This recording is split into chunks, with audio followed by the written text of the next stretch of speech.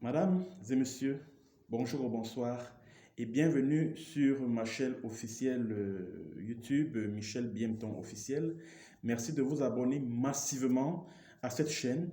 Merci surtout de cliquer sur la cloche de notification de manière à ce que chaque fois que je poste une vidéo sur cette chaîne qui est la mienne, vous soyez notifié de cela.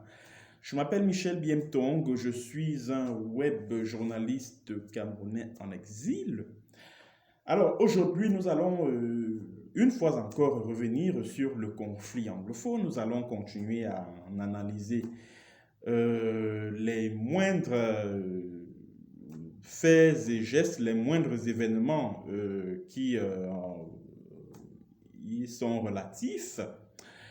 Alors, pour ceux qui ont des contributions à apporter matériellement, financièrement, n'ayons pas peur de le dire parce que vous savez, une chaîne YouTube, Facebook et autres, c'est la connexion Internet, c'est le sponsoring même, de manière à toucher le plus grand nombre d'internautes possible, etc.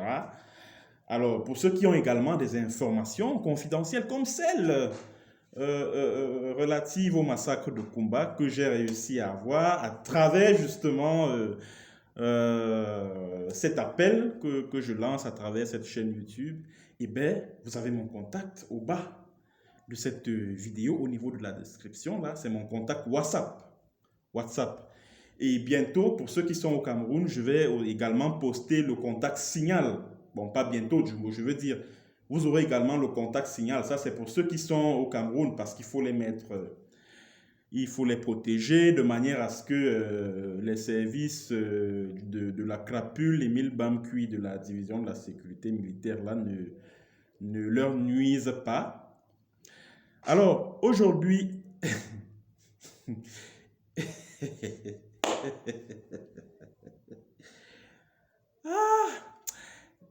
chers téléspectateurs, je ne vous manque pas de respect. Je ne vous manque pas de respect si je ris. Parce que je suis Camerounais. Je suis en exil.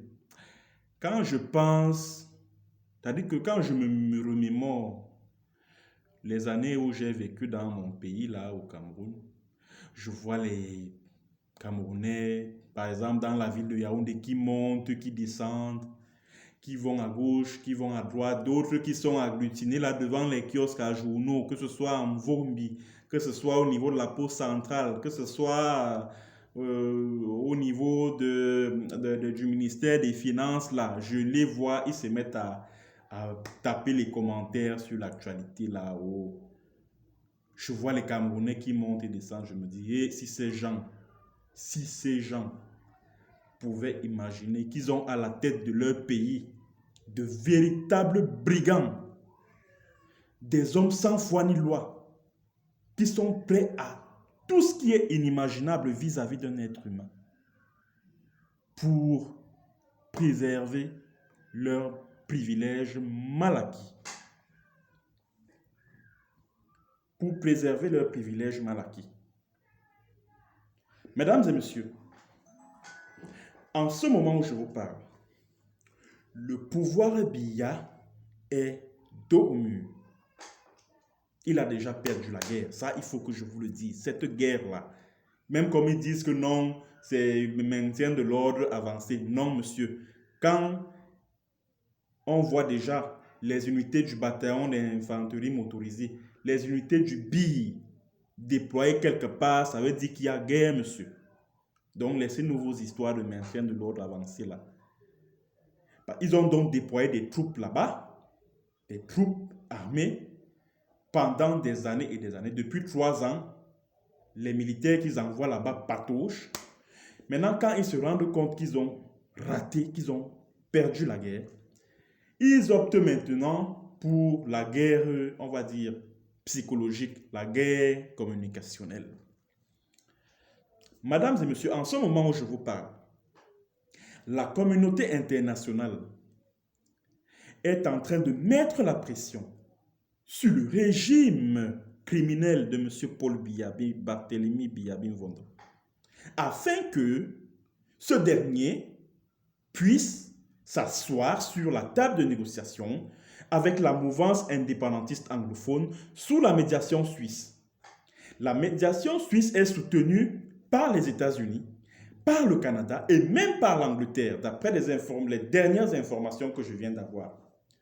Or, maintenant, le régime voyou de Yaoundé estime que le problème, ou si vous voulez, le conflit anglophone, doit être géré en interne, c'est-à-dire que c'est une affaire interne au Cameroun. Je dis, mais c'est du n'importe quoi, c'est une aberration. Le Southern Cameroun, ce que vous appelez aujourd'hui Nord-Ouest, Sud-Ouest, n'est pas de droit, c'est-à-dire juridiquement et à la base, une partie intégrante de la République du Cameroun. Le Southern Cameroun a voté le 11 février 1961 pour s'unir à la République du Cameroun indépendante le 1er janvier 1960 en tant qu'État indépendant. Donc, c'est en tant qu'État indépendant que le Southern Cameroun s'est associé à un autre État indépendant appelé la République du Cameroun. Or, Amadou Ahidjo, malhonnête qu'il était, à l'instigation de ses maîtres colons, les maîtres français, a engagé un processus d'annexion de ce territoire en dévastant tout ce que le Southern Cameroun avait en termes d'institutions qui faisaient la fierté de ce territoire, en termes on va dire, de système démocratique, parce qu'ils avaient des partis politiques qui animaient la vie démocratique de ce territoire. Ahidjo a tout aboli a aboli ces partis politiques pour les intégrer dans le parti unique UNC. Ce territoire avait également une économie florissante. Malheureusement, Ahidjo est venu fermer toutes les sociétés qui faisaient le fleuron de l'économie du Southern Cameroun pour en faire une partie, pour faire de ce territoire Southern Cameroun une partie de la République du Cameroun. Voilà pourquoi les ambazoniens, ou si vous voulez, les militants du Southern Cameroun, c'est-à-dire que de la restauration du Southern Cameroun, estiment que ce problème doit être géré à l'international parce que c'est au niveau international que le problème a commencé, parce que si ils estiment que Yaoundé ou la République du Cameroun n'a pas tenu un certain nombre d'engagements, c'est parce que l'ONU a laissé faire. Et je rappelle que le Southern Cameroun a été sous tutelle des Nations Unies. Voilà pourquoi il est aberrant que le pouvoir de Yaoundé et tous ses soutiens continuent de croire que le problème anglophone est un problème interne au Cameroun. Le Southern Cameroun n'a jamais été, n'est pas et ne sera jamais une partie de la République du Cameroun. Le dit relève d'une imposture et d'un mensonge historique. Il faut qu'on arrête ça. Il faut qu'on arrête de penser que le Southern Cameroun, que par effet d'annexion, est considéré aujourd'hui comme le nord-ouest et le sud-ouest, est une partie de la République du Cameroun. C'est faux. Il y a un principe de droit international que l'on appelle le uti possidetis juris. Et je parle sous le contrôle des spécialistes du droit international. Ce principe de droit, le uti possidetis juris, excusez-moi pour cette digression, nous allons revenir au cœur du sujet tout à l'heure, notamment ce qui s'est passé à Limbe il y a quelques jours là. Alors, le uti possidetis juris là donc, c'est un principe de droit qui voudrait qu'un État ne doive se prévaloir que des frontières qu'il avait au moment d'acquérir la souveraineté internationale. Alors, lorsque la République du Cameroun est indépendante le 1er janvier 1960, est-ce que ce que vous appelez aujourd'hui Sud-Ouest, Nord-Ouest ou Southern Cameroun était compris dans cet espace territorial? Non. Est-ce qu'au moment où la République du Cameroun, côté français, est admise aux Nations Unies comme membre le 20 septembre 1960, est-ce que le Southern Cameroun était compris dans cet espace territorial? Non. Voilà qui rend donc légitime la lutte d'indépendance du Southern Cameroun. Oui, il s'agit bel et bien d'une lutte d'indépendance parce que le Southern Cameroun a vu son indépendance octroyée par les Nations Unies le 1er octobre 1961, volée par la République du Cameroun. Voilà pourquoi ils sont en train de se battre pour reconquérir leur souveraineté. Je n'ai cure de tous les intérêts géopolitiques et géostratégiques de la France sur ce territoire. Vraiment, je m'en fous et je m'en moque. Je suis journaliste spécialisé dans les questions des droits humains et je suis là pour élever la voix pour le compte des peuples opprimés, marginalisés et qui réclament justice. Alors, le pouvoir de Yaoundé, donc, sur la base d'arguties juridiques, estime qu'il s'agit d'une affaire interne au Cameroun, ce qui est archi faux. Et comme ils savent, ces brigands qui gouvernent à Yaoundé là, qu'ils n'auront pas d'argument juridique à faire valoir face aux indépendantistes anglophones sur une table de négociation, alors ils essayent de contourner ces négociations-là en faisant quoi? En cherchant à gagner la sympathie de l'opinion internationale, en cherchant à construire dans le subconscient des gouvernements occidentaux le mythe du terrorisme ambazonien, en cherchant à faire croire aux ONG internationales, à la presse internationale, aux États-Unis, au Canada, à l'Angleterre, que les groupes indépendantistes anglophones ne sont pas là pour se battre pour le compte de leur peuple. Non. Il s'agit d'un groupuscule de bandits qui sont là pour s'aimer la terreur au sein de la population et avec lesquels nous, gouvernement camerounais, nous ne pouvons pas discuter, avec lesquels, du moins, nous, du gouvernement camerounais, nous ne pouvons pas discuter avec ces gens parce qu'ils sont des bandits, parce qu'ils sont des terroristes. Ah oui. Et comme le pouvoir de Yaoundé se rend donc compte qu'il existe une symbiose entre les groupes indépendantistes anglophones qu'on appelle les Restoration Forces et la population, donc comme il existe une harmonie entre les populations locales et ces groupes armés indépendantistes, qu'est-ce que le pouvoir fait? Le pouvoir de Yaoundé, à travers ses services secrets tels que la DGRE, tels que la division de la sécurité militaire, surtout elle, parce que en fait c'est elle, la division de la sécurité militaire, la CEMIL, du voyou, la colonel Émile Bamkou qui dit qu'il veut m'assassiner et tout ça là, c'est elle qui est en première ligne dans le montage de toutes les opérations secrètes dans le cadre de la crise anglophone. Alors, il monte dans des opérations et en ce moment, le pouvoir de Yaoundé veut à tout prix que les régionales se tiennent le 6 décembre prochain. Ils veulent à tout prix que les régionales se tiennent le 6 décembre prochain. Alors, ils ne veulent pas participer aux négociations sur la médiation suisse parce qu'ils seront appelés à parler des causes réelles du problème. Et là-bas, ils n'ont pas d'argument. Ils tiennent à tout prix à ce que les régionales se tiennent le 6 décembre prochain. Et le 6 décembre prochain, c'est demain. Qu'est-ce qu'il faut faire? Il faut faire vite. Il faut chercher à tuer la révolution anglophone. En quoi faisant? En montant des groupes terroristes. Là-dedans, vous trouvez des militaires, des soldats camerounais déguisés en civils.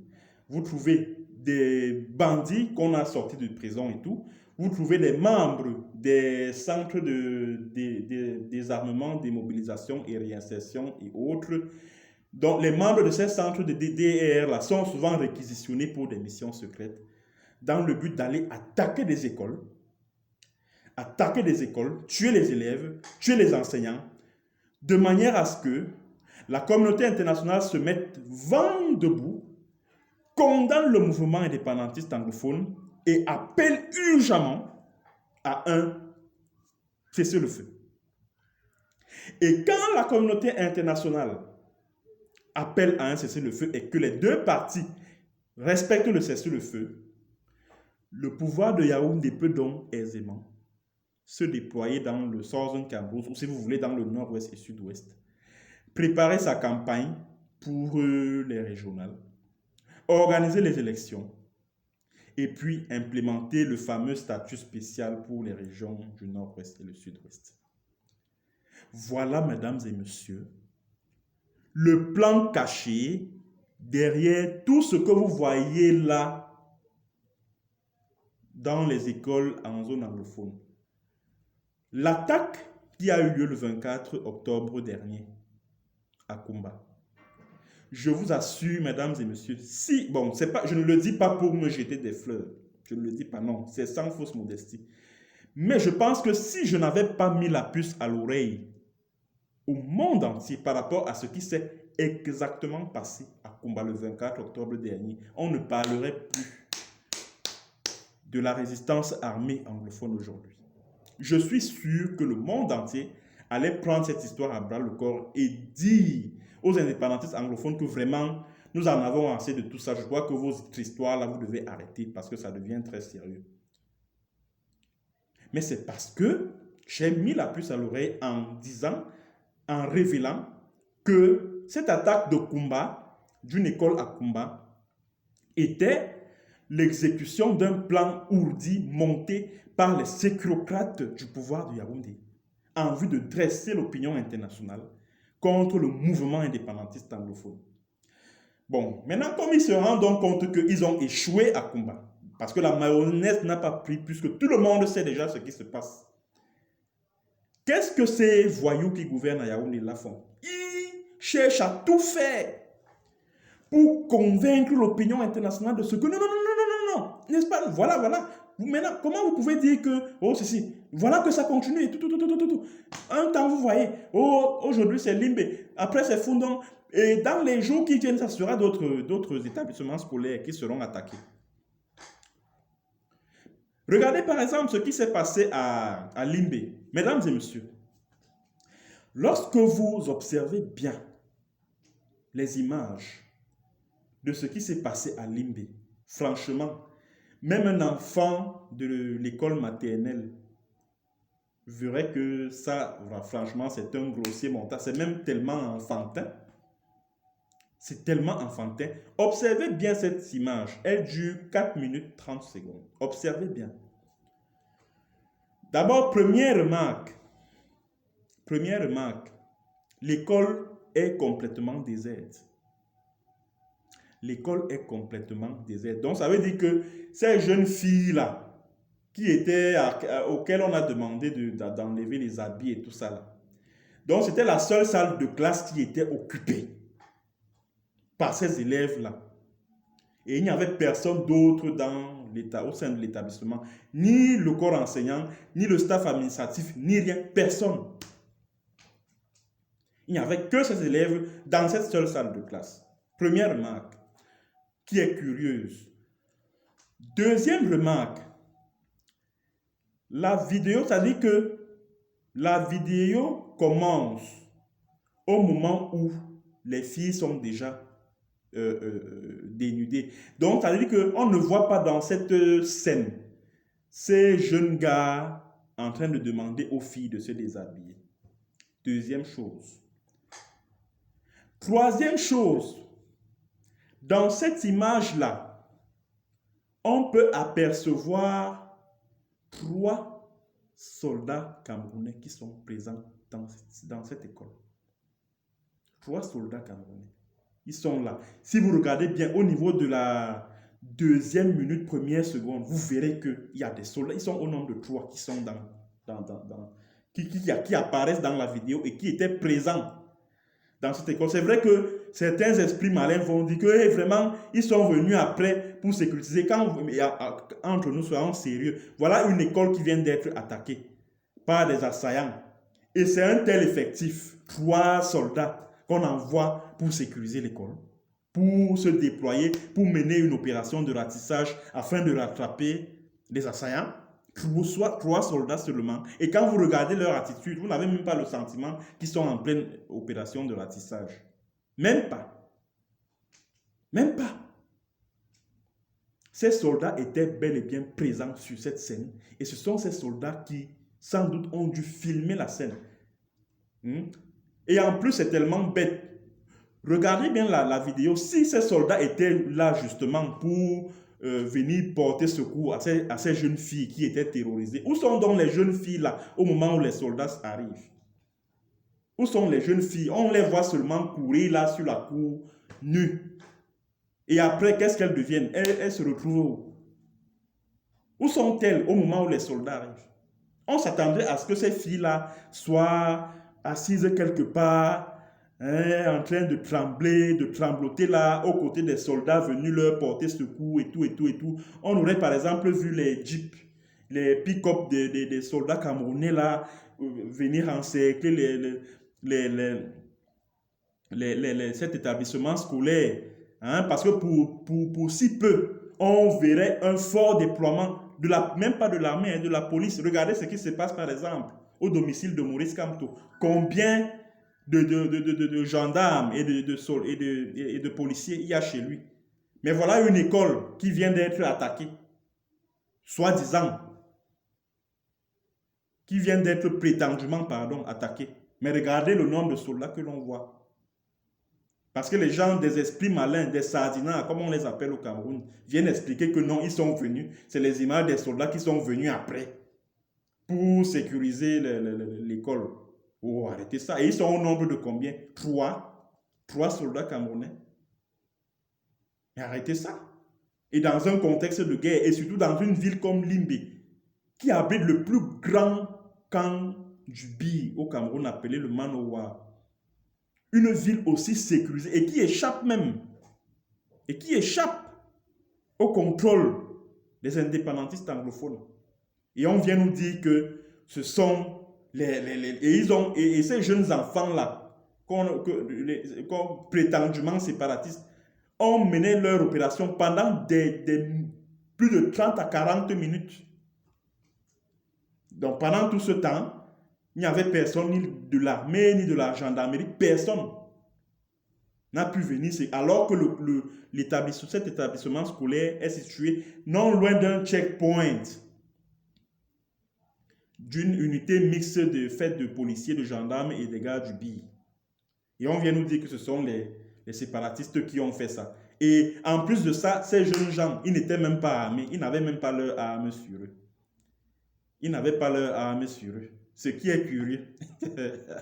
Donc, les Restoration Forces marchent maintenant sans leurs armes.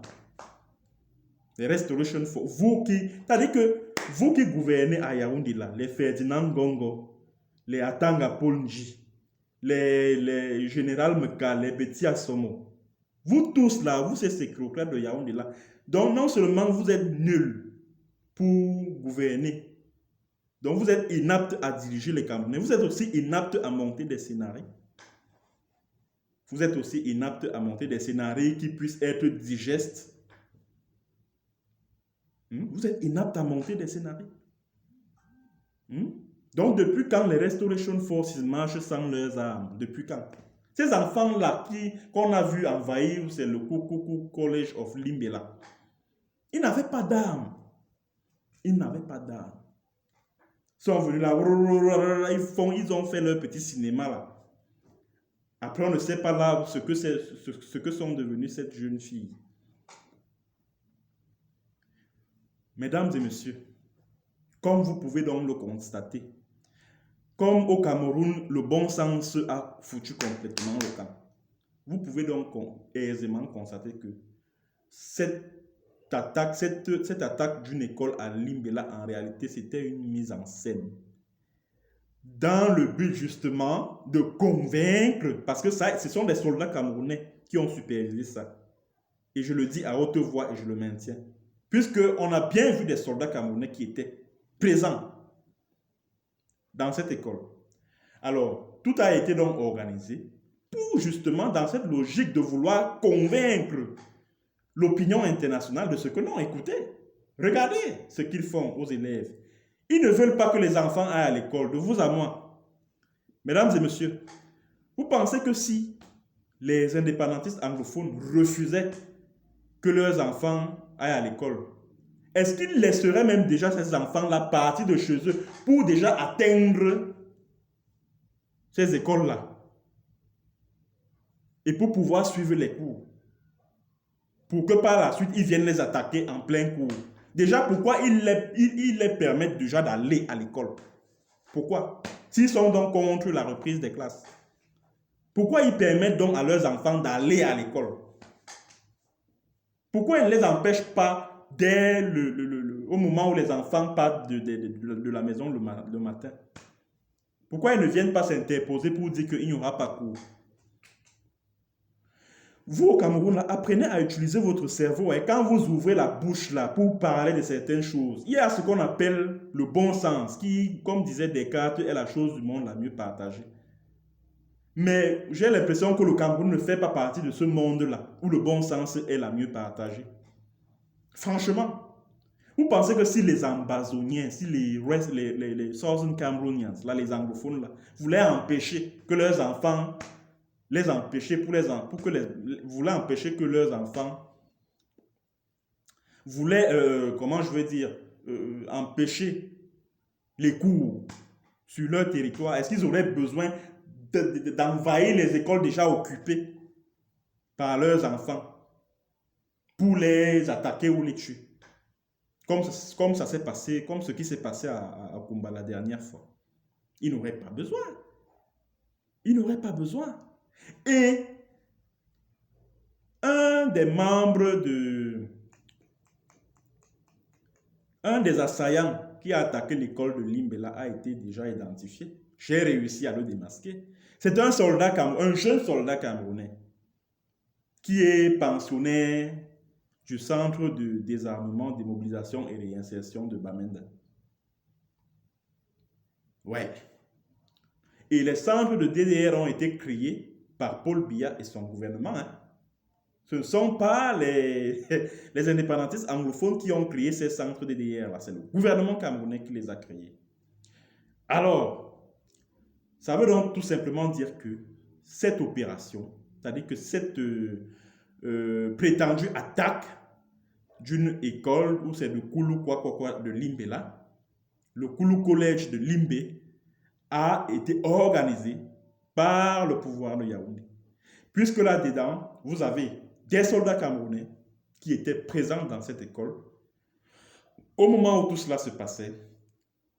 Et celui que vous avez vu avec le masque là, c'est un soldat camerounais, un militaire, un jeune soldat camerounais, qui a été envoyé d'abord pour infiltrer le mouvement. Et il a été par la suite recueilli par le centre de DDR de Bamenda en vue d'autres opérations. Parce que vous savez que ces centres de DDR, là, en réalité, c'est là-bas où le régime de Biya et son armée recrutent des gars pour aller mener un certain nombre d'opérations secrètes sur le terrain. Et ce gars-là, qui a été identifié avec le masque et tout ça, là, il figure souvent il fait souvent partie de ces des convois militaires qui vont sur le terrain pour mener un certain nombre d'opérations. Voilà donc, mesdames et messieurs, ce qui se passe exactement. Et j'attire l'attention des Camerounaises et des Camerounais. S'il vous plaît, ne vous laissez pas manipuler. Chers membres de l'opinion nationale et internationale, ne vous laissez pas manipuler. Toutes les attaques que vous voyez dans les écoles, là, dans la zone anglophone, c'est le régime assassin, le régime terroriste de M. Paul Barthélémy Biya Mvondo qui orchestre tout ça. Et ils ont failli commettre un autre carnage que après celui de Kumba. À Kumbo, dans le nord-ouest.